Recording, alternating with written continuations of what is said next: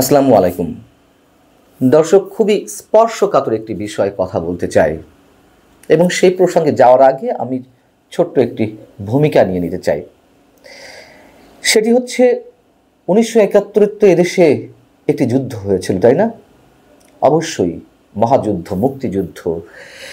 সেই মুক্তিযুদ্ধে এদেশে তো মানবতা বিরোধী অপরাধ সংঘটিত হয়েছিল, এটাও সত্য কথা। যুদ্ধাপরাধ সংঘটিত হয়েছিল এবং সেই যুদ্ধাপরাধ কিংবা মানবতা বিরোধী অপরাধের সঙ্গে এদেশের কিছু মানুষ তো জড়িত ছিলেন, যারা মানবতা বিরোধী অপরাধ করেছেন, এবং সেই অপরাধের দায়ে কিছু মানুষের বিচার সম্পন্ন হলো আওয়ামী লীগ সরকারের সময়। যদিও সেই বিচার প্রক্রিয়া নিয়ে যথেষ্ট বিতর্ক রয়েছে, প্রশ্ন রয়েছে, এটাও সত্য কথা।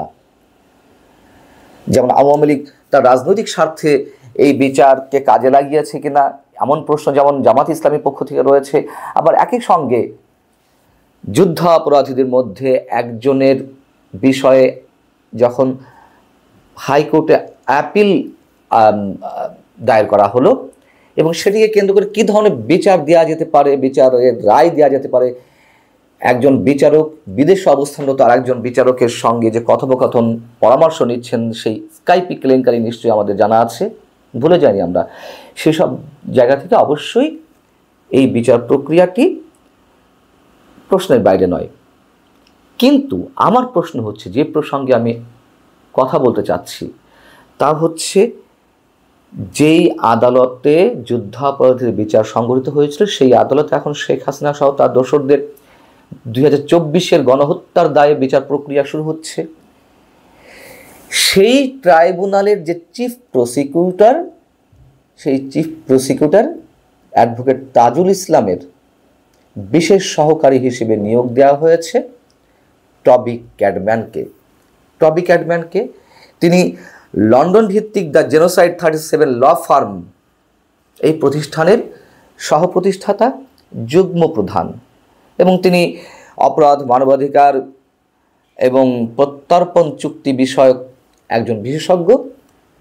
ঠিক আছে, কিন্তু টবি ক্যাডম্যানকে কেন নিয়োগ দেওয়া হলো? বাংলাদেশে শেখ হাসিনা সহ আরও যাদের বিরুদ্ধে গণহত্যার বিচার সংগঠিত হয়ে সংগঠনের অপরাধ যে বিচার সংগঠিত হচ্ছে, বিচার প্রক্রিয়া শুরু হচ্ছে সেই ট্রাইব্যুনালে।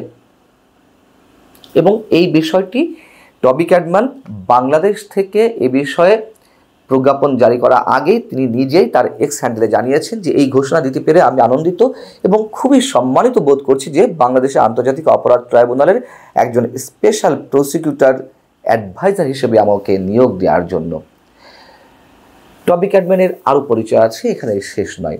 তিনি যুদ্ধাপরাধ বিচারকে প্রশ্নবিদ্ধ করে বিভিন্ন আন্তর্জাতিক গণমাধ্যমে সাক্ষাৎকার দিয়েছেন, CNN, আল জাজিরা, BBC থেকে বিভিন্ন জায়গায়, তাতেও কোনো সমস্যা নেই।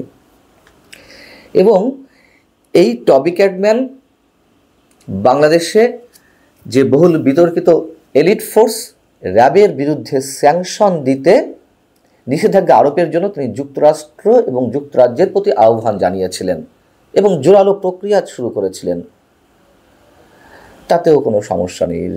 র্যাবের কার্যক্রম সম্বন্ধে আমরা জানি। এবং এ বিষয়ে তিনি আল জাজিরাকে একটি ইন্টারভিউ দিয়েছিলেন। সেই ইন্টারভিউ তিনি কি বলেছিলেন? I filed the request for sanctions and whilst I am not in a position to discuss the substance, I can confirm that I discussed the request with the Foreign, Commonwealth and Development Office.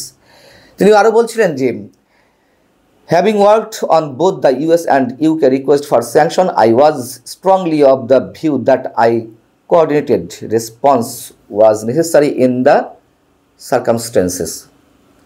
Our filing in the UK targeted political officials and those in the security sector. এবং যখন যুক্তরাজ্য র্যাবকে বা র্যাবের উপরে sanction দিল না, নিষেধাজ্ঞা দিল না, তখন তিনি হতাশা ব্যক্ত করেছিলেন। এই সব কিছুই হয়তো অনেকের দৃষ্টিতে ঠিক আছে।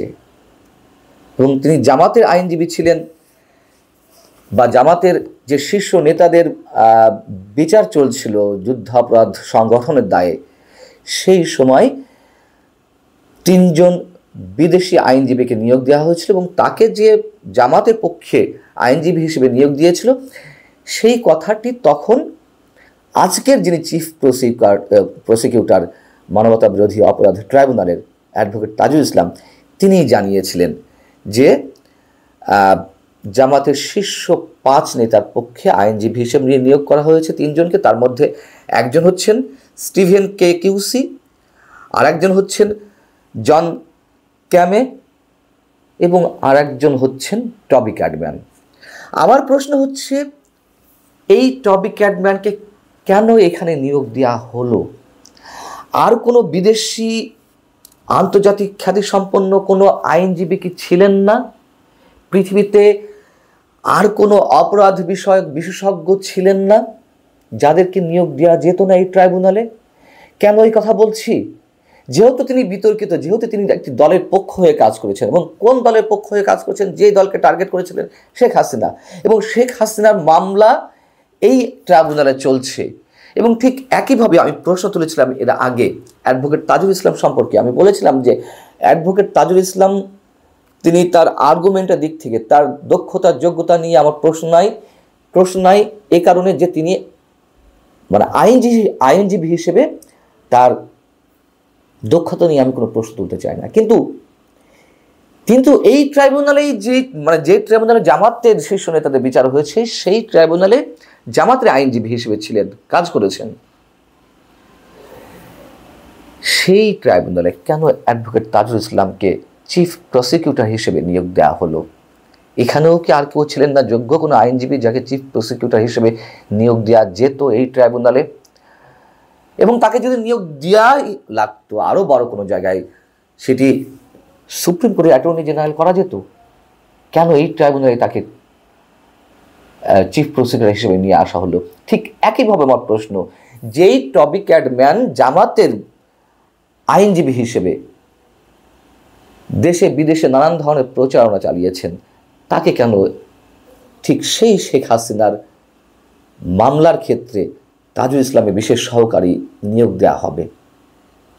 মোদ্দা কথাটি হচ্ছে, দর্শক, আমরা সব বাদ দিলাম, সব বিতর্কে ঊর্ধ্বে রাখলাম, কিন্তু এই জায়গাটিতে এসে মানুষ কি একমত হবে না? আন্তর্জাতিক পর্যায়ে এতে কি আবারও বিতর্ক ছড়াবে না যে রাজনৈতিক প্রতিহিংসা থেকে শেখ হাসিনার বিচার করা হচ্ছে?